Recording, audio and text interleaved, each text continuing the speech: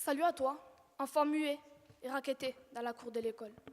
Salut à toi, petite fille roumaine qui dans le métro mangit le bol.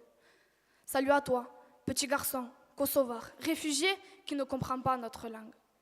Salut à toi, enfant des cités, pris dans les trafics de bandes. Salut à vous tous, esclaves de Chine, exploités des mines, orphelins des bas quartiers, petites filles mutilées, enfants prostitués. Salut à vous, ouvriers aux dents de lait, maîtresse de maison avant l'âge de raison. Salut à toi, petite fille afghane dans le vacarme des armes, enfant soldat en Ouganda. Oui, je pense à chaque enfant comme le fut Jacques Ventras et tous les autres misérables qui l'ont précédé. Je reprends d'ailleurs, Jules Vallès, ta dédicace. À tous ceux qui crevèrent d'ennui au collège ou qu'on fit pleurer dans la famille, qui pendant leur enfance furent tyrannisés par leurs maîtres ou rossés par leurs parents, je dédie ce livre. Oui, je salue toutes ces petites voix anonymes que nous n'entendrons pas. J'ai dans mon pays le privilège de pouvoir m'exprimer librement, de questionner les adultes sur ces droits de l'enfant qui semblent parfois inexistants. N'y a-t-il pas une loi qui affirme que l'enfant est un individu à part entière? Une loi qui nous garantit une maison, un nom, une loi qui nous autorise à dire non. Une loi qui interdit la maltraitance, le trafic d'enfants, la prostitution.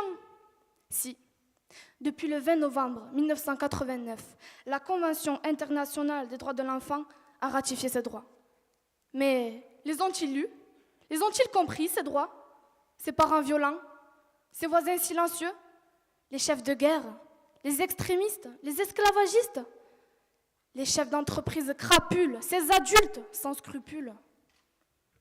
C'est pourtant le premier devoir de tout citoyen que de respecter le droit, y compris celui du mineur, surtout celui du mineur. C'est pourtant le premier devoir de l'État que de vérifier l'application même de ces droits.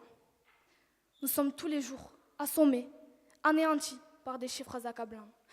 Toutes les 6 secondes, un enfant meurt de faim. 25 nous ont déjà quittés depuis que je vous parle.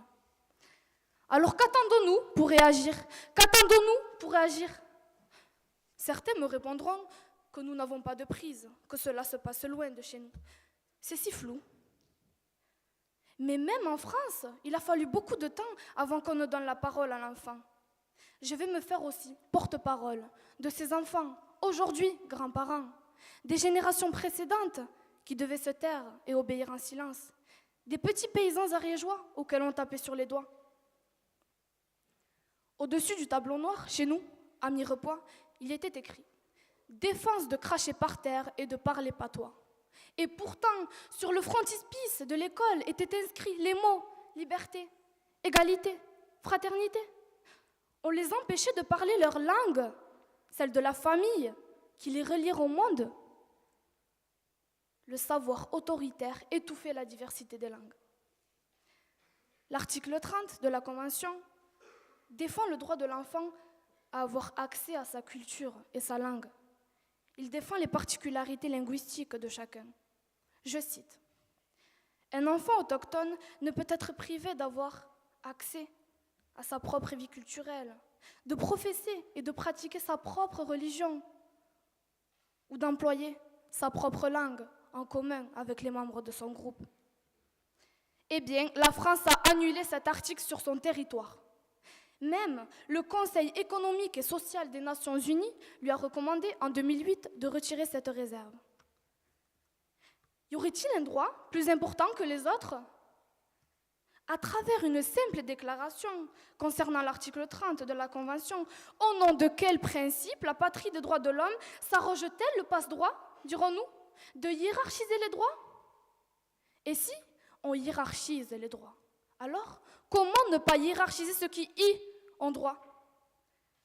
Que ce soit fille d'origine berbère ou petit-fils de paysans occitans, je dois me sentir concerné et vigilant sur l'application même de ces droits, du moindre droit, dans mon propre pays. Car, à la réflexion, comme je l'ai annoncé au début de ma plaidoirie, C'est bien le droit à l'expression et à la parole qui est le plus fondamental. Que ce soit pour demander du pain, de l'amour, des secours ou pour apprendre, savoir s'exprimer, réfléchir et grandir.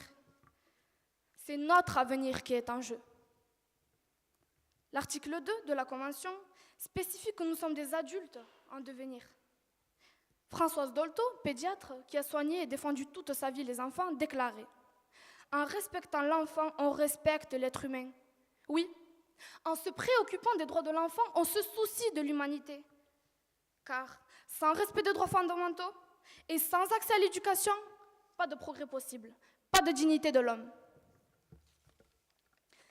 Je souhaite conclure ma plaidoirie sur une note positive. C'est cette bulle si fragile de l'enfance, heureuse, épanouie et insouciante, qui nous donne une base solide pour nous construire, qui nous donne envie de grandir avec de beaux souvenirs. La Convention internationale des droits de l'enfant défend les activités récréatives des enfants comme étant nécessaires. Oui, l'enfant a le droit de jouer, de rêver dans un milieu respectueux, sans violence ni souci.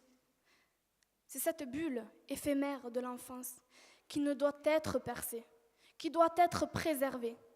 Protégeons l'enfance dans l'enfant, c'est urgent. Écrit que craque, l'ouplaï des akabat. Et où ça fait? Où ça? Nchemmel. Merci.